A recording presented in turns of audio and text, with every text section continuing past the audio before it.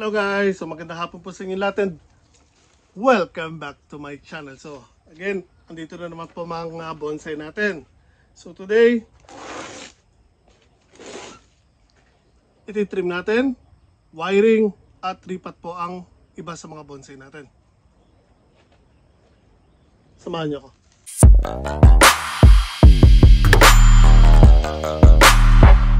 Okay guys, so isa-isahin po natin na ayusin ang mga bonsai natin dito sa may lamesa na to. And ano ba unahin natin? So bago natin unahin yung mga maliliit, unahin ko muna itong malaki na to. So ito, isa sa mga bonsai ko simula na nag-umpisa pa ako. And actually matagal-tagal na rin po to. And yung mga wiring niya kinakain na rin po ng puno. So kailangan natin alisin yung wiring. Alisin natin itong mga tali na to kasi stable na po yan, hindi na po mawawala yung structure niya o yung pagkakaikot niya. So now linisin muna natin to at ililipat ko na ba siya ng pot o hindi pa. Pwede ko na kasi siyang ilipat ng bonsai pot or yung training pot. Pwede rin naman hindi.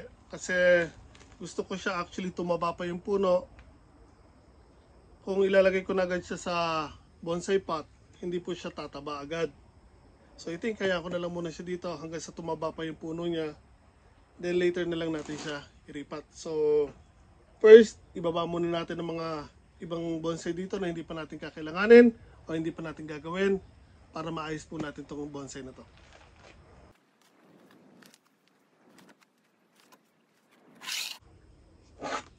So yung mga maliliit, lagay ko lang muna sa side, hindi naman sila makakasagabal. Yan. So now, linisin na natin ito.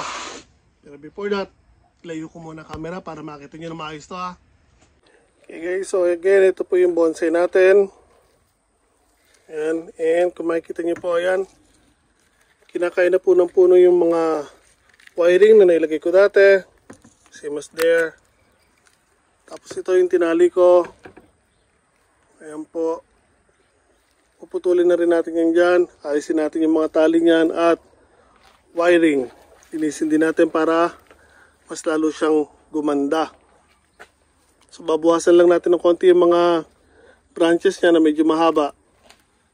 At yung iba ito-twist natin para mas gumanda yung pagbaba or yung pagyuko ng branches niya.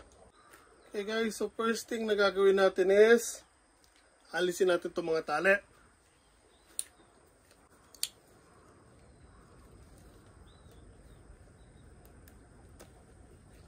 So ingat lang, baka mabali yung mga branches or makat natin yung mga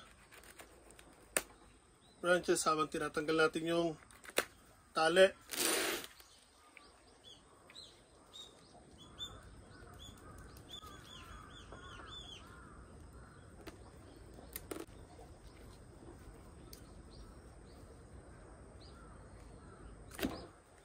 Medyo mapuro lang yung blade ng cutter ko, kaya babaliktarin natin. So ito, baliktaran to. Kapag pumurol na yung kalahating side, baliktad nyo lang, okay na po ulit yan.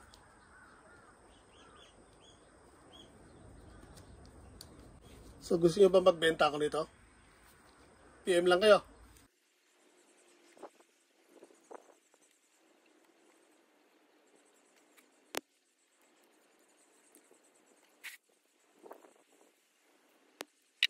Okay, alis na natin yung mga tali. Now, linisin ko lang itong mga damo. Linisin natin para mas malinis tingnan. Ito po, simula nung winiringan ko at tinirim last year, andun lang po ito sa may garden, sa labas. So, hindi ko siya ginagalaw. 1 year po siya na andun lang, dinidiligan ko lang po. Kaya lang, habang lumalaki yung mga halaman doon, pati yung bayabas, nalililiman siya kaya hindi masyadong kumapal yung mga dahon.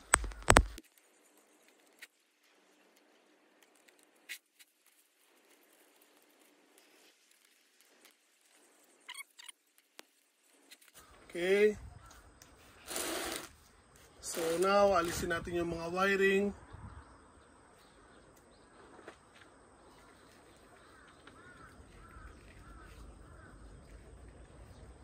So, ingat lang sa pag-alis ng mga wire kasi may tendency na mabali yung mga branches niyan, lalo't pag maninipis pa.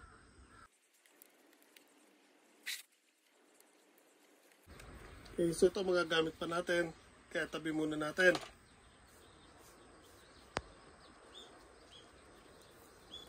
Ito, kinain na ng puno yung wire sa taas, itong side na to.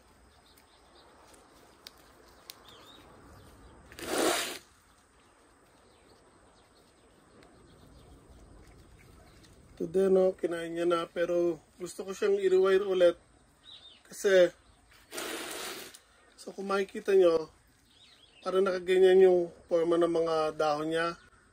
So, after ko siyang tanggalin, i-rewire ko ng panibago para ma-twist ko siya ng ganyan. Para yung mga dahon niya papantay. So, habang tumatagal, mas maganda siyang tignan, di ba? Hindi nga!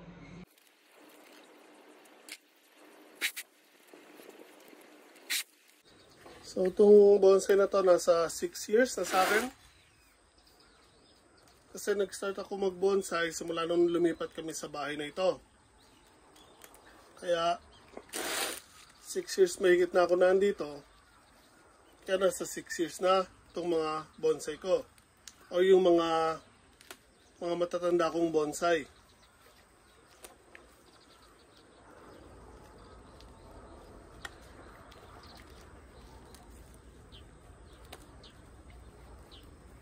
Six years, simula nung hinawakan ko sila. Pero syempre, kung ilang taon sila mula nung nabili ko, plus pa yun.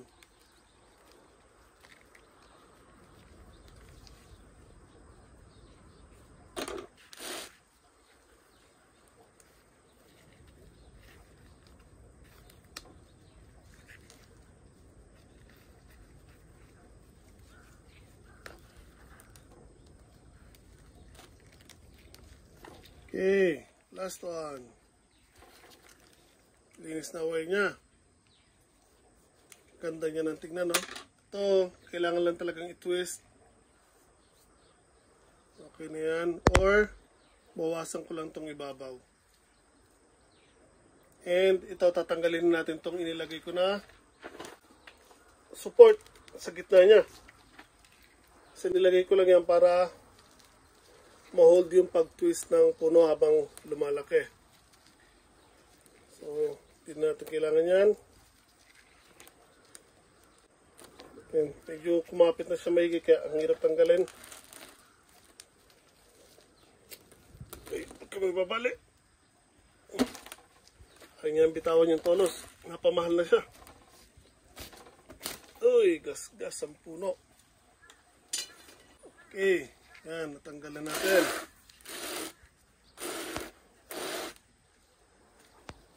So, kailangan lang nating linisin ng konti yan. Ito, medyo dapat nakaganito pa siya ng konti. Ganyan, tingnan. Okay, so yun na po ang bonsai natin. So wala pa tayong ginagawa dyan, tinanggal pa lang natin yung mga tali, yung support na tali, and yung wiring. Yan guys, so sunod naman, ititrim natin yung mga hindi natin kailangan. So kung meron tayong kailangan lagyan ng panibagong wire, wawiringan natin para makuha yung gusto nating shape.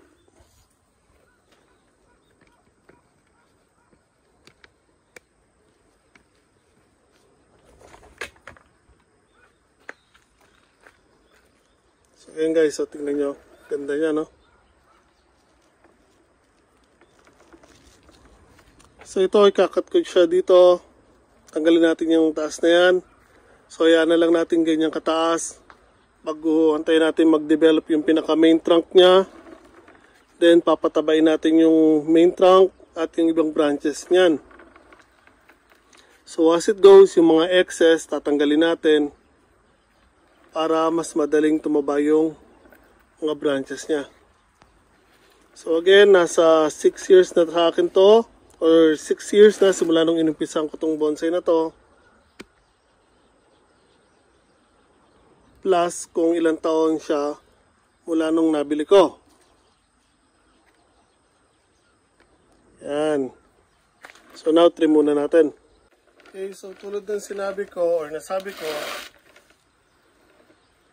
puputulin ko itong ibabaw niya.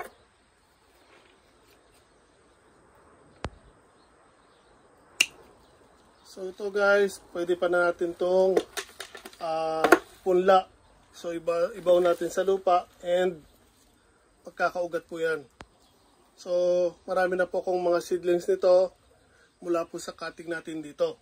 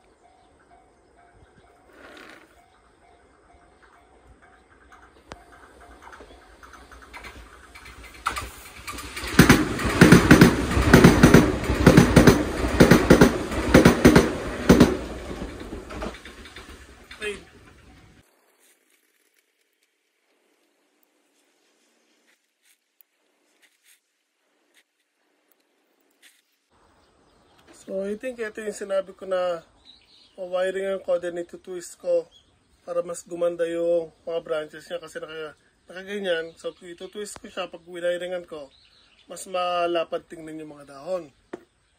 Kaya nga lang, pwede rin namang hindi pala. Ang gagawin ko lang ay ikakat ko lang yung isa na yun. So okay na yan. Yung baba na to, linisin ko lang. Alisin ko to. So masyado rin siya mahaba or malapad. So babawasan ko lang. Maybe here.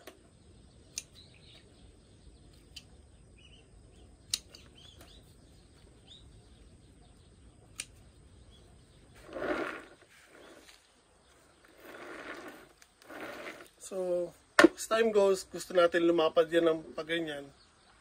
Kaya, titrim natin from time to time. Pero,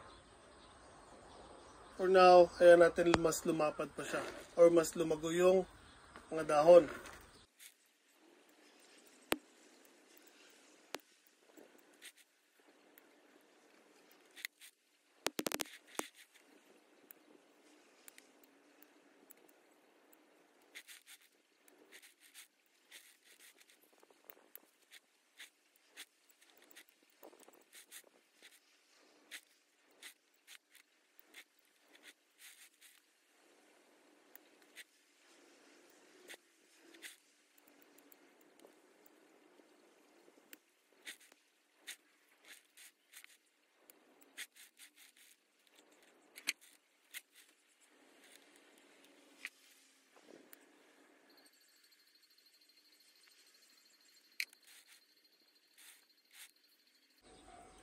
Guys, may naiisip ako. So, plot twist. Ang intention ko talaga dito is palaking siya naka-twist na ganyan. Pero now, parang may iba akong direction na gustong gawin sa kanya. So, tulad ng palagi kong binabanggit na ang bonsai is living art. Kasi habang tumatagal po yan, nag-evolve siya. So, hindi constant ang itsura niya. So now, parang gusto kong baguhin ang itsura niya. So, ang iniisip ko, kakat ko dito, so mawawala na po ito. Ito na lang matitira. Nasa tingin nyo? Pero, hindi ko siya basta ikakat. Gagawin ko, ititira ko to, pero gagawin ko yung gin. Gin, yung tinatawag na, ang tinatawag pala yung gin, sorry, ay yung mga branches or puno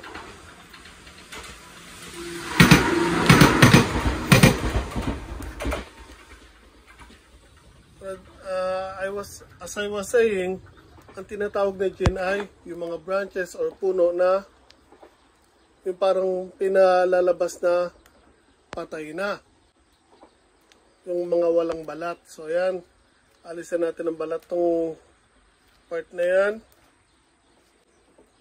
Pero, gusto ko, ito i-retain ko to. Kung hindi siya lalabas ng maganda later on, kakat ko na lang siya. Pero, ayokong madamay itong part na to pag ginawa ko siyang gin. Pag hila ko ng balat niya, ayokong dumaretso pababa at maaring maapektuhan itong baba.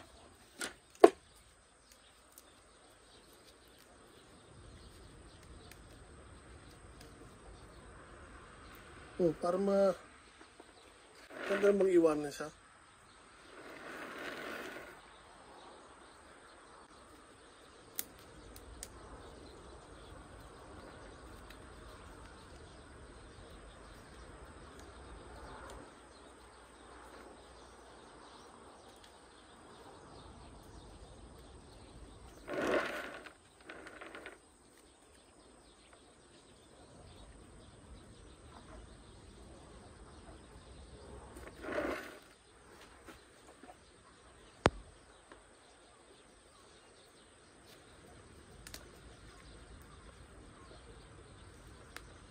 So, kailangan lang natin siyang sirain na parang maging mas magmukhang natural yung pagkakasira niya or pagkakapatay ng kahoy.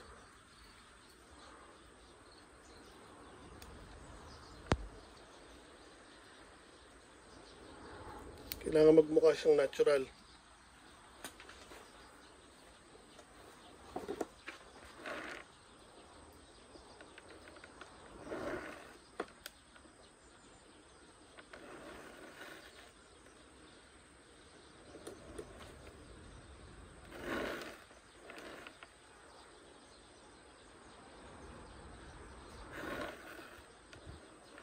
Yeah.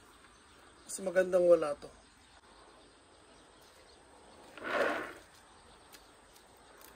Pero gusto ko pa rin makita kung ano itsura niya pag meron siyang gin sa ibabaw.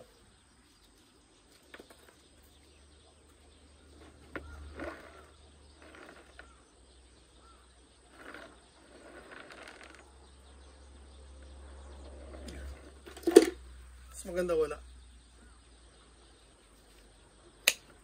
Okay.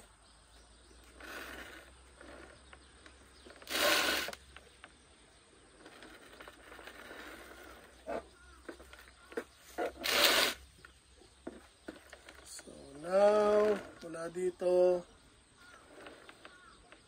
babaguhin na natin totally mga concept niya.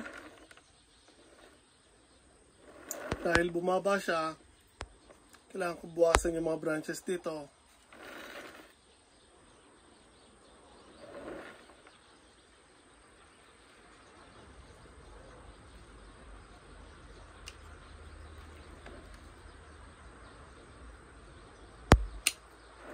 Unti-unti ko na magiging sure niya habang binabawasan natin ng paunti-unti.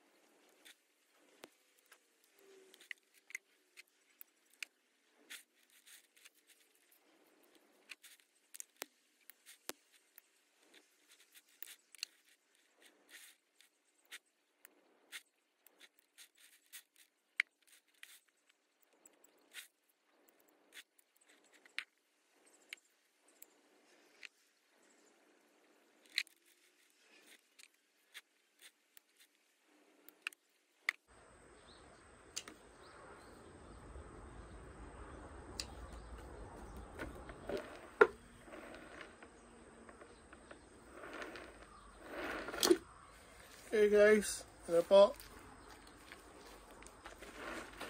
Ito na po ang tsura ng bonsai natin. So, totally kinalbo ko po siya. Pero wala pong problema doon dahil magdadahon po ulit ng panibago yan. So, iwanan lang natin siya hanggang sa kumapal ulit ang mga branches niya at dahon. Then, next year, titingnan natin kung ano susunod natin gagawin sa kanya. So, again,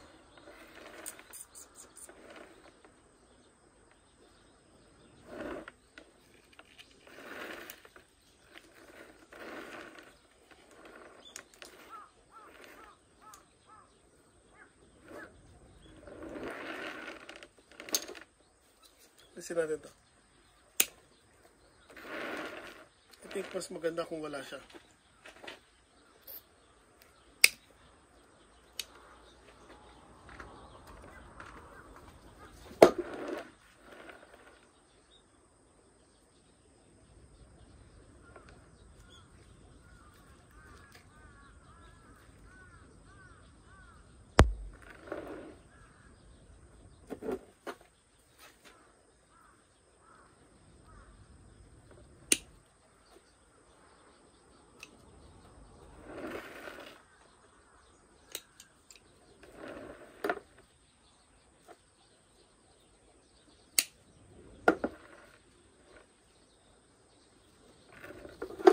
Yan. So, for the meanwhile, hayaan muna natin na ganito ang itsura niya. So, yun na po ang nangyari sa bonsai natin na ganyang kataas kanina. And now, buwasan natin. So, next year, again, titingnan natin kung ano ang gagawin natin susunod sa kanya. Pero for the meanwhile, okay na po tayo dito. Wala na po tayong wawiringan. And hindi natin din siya iriripat kasi habang nandito siya sa mas malaking lalagyan, mas mabilis na tataba yung puno niya. So, sana po nagustuhan nyo guys ang pinakita ko sa inyo. And kung magagawa nyo naman po, pakilike nyo naman po ang video na to. Share sa mga kaibigan nyo and subscribe na rin po sa channel ko. Malaking tulong po yun para sa akin. Learning as I go. That's John Ken po.